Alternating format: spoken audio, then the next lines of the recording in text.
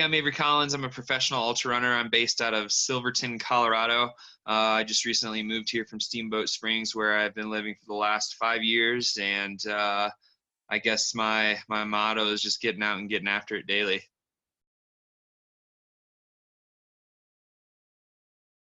I mean, so after tour, when I had got the back injury, um, one thing, a few people told me, like, really look back at the grand scheme of things. And while I technically haven't been doing this for very long, I've been ultra running for, I think this is my 6th season. Like, really looking at the grand scheme of things, what was 1, 2, 3, 4 months, comparatively speaking, when, I've been doing it for 100 months. And that was something I kept reminding myself was, you know, this happened, I think everything does happen for a reason. And this happened in the winter as opposed to the summer, when I'm supposed to be, not even supposed to be, it's when I want to be out doing the absolute most. So that was also something I reminded myself was, like, what was actually most important.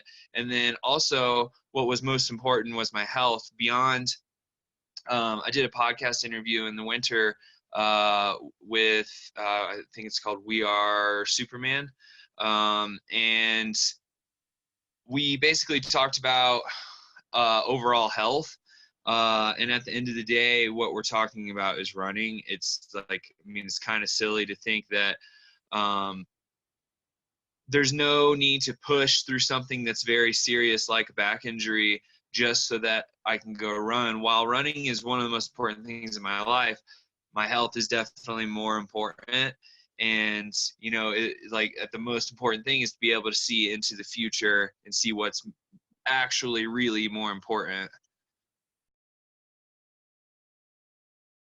Yeah, and you know what? So what I found is when I actually start to really pay attention to my physical health, it starts to impact my mental health, because I think it's not until I physically deteriorate that I realize that I was mentally deteriorating as well.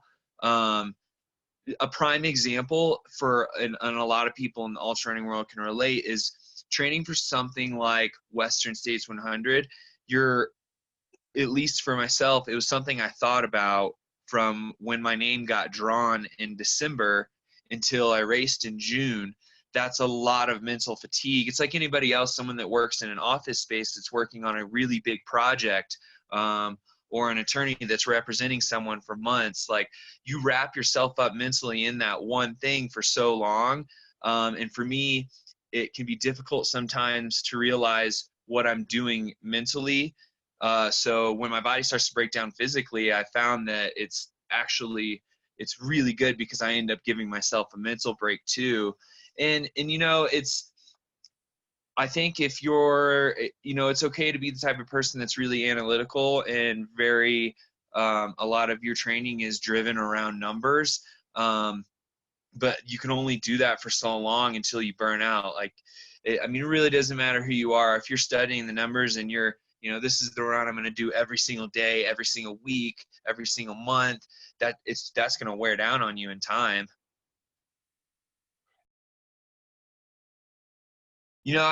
Diversifying. And this is something I've said for such a long time. I mean, even when I got into ultra running, like, yes, I am a professional ultra runner, but I don't want to, like, that's not what I want to be seen as. I'd rather be seen as I'm an athlete. I'm not an ultra runner. So I've always said that I prefer to be 3D and not one dimensional, meaning I like mountain biking, road biking, snowboarding.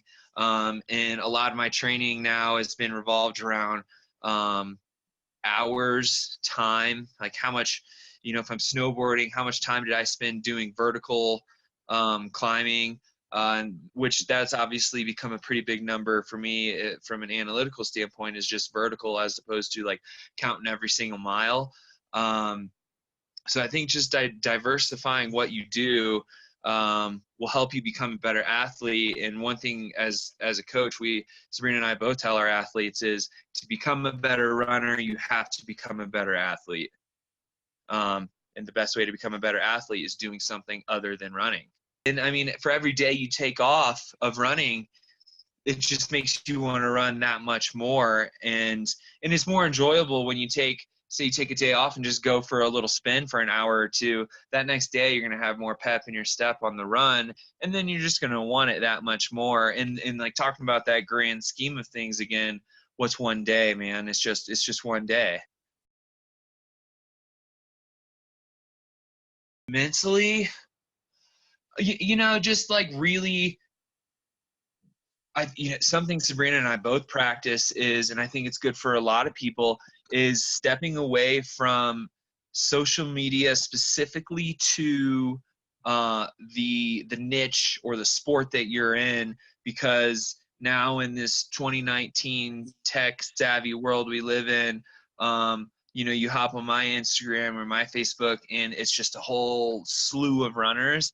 I think mentally it's really good to take a break from that, whether that means just like putting your phone down or unfollowing these people, because, it's like you can get fear of missing out, or, you see that, like, at the end of the day, you've got to take breaks. You got to take recovery. If you decide you're going to run all the way through a year, maybe 2 or 3 months might be good to take off.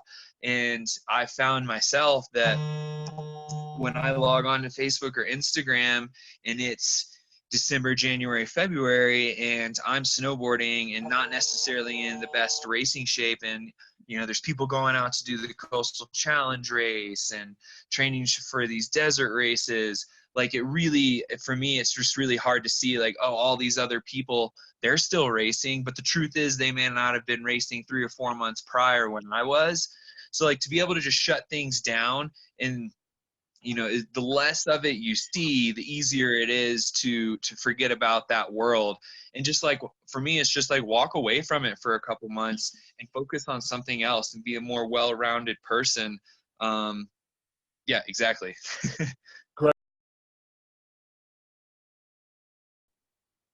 Yeah. So one of the things we preach pretty big to our athletes, both Sabrina and I, is 50% effort level days. If you're someone that trains 5 or 6 days a week, big proponent, 2 or 3 of those days should be 50% effort level, and being real and honest with yourself. And is this really a 50% effort level, or am I pushing? Because every percent over 50 is now impacting that one day that you were supposed to go hard. So it's being really honest with yourself and staying at that 50% effort level on the days you should be there. And then for me personally, I found that for increased recovery time as a runner specifically, I go out anywhere for hour and a half. 2 hours is starting to push it a little bit on my bike. But like, for the perfect recovery for me, just an hour of spinning those pedals, I lose inflammation. I start to feel better, and then the next day I'm more springy.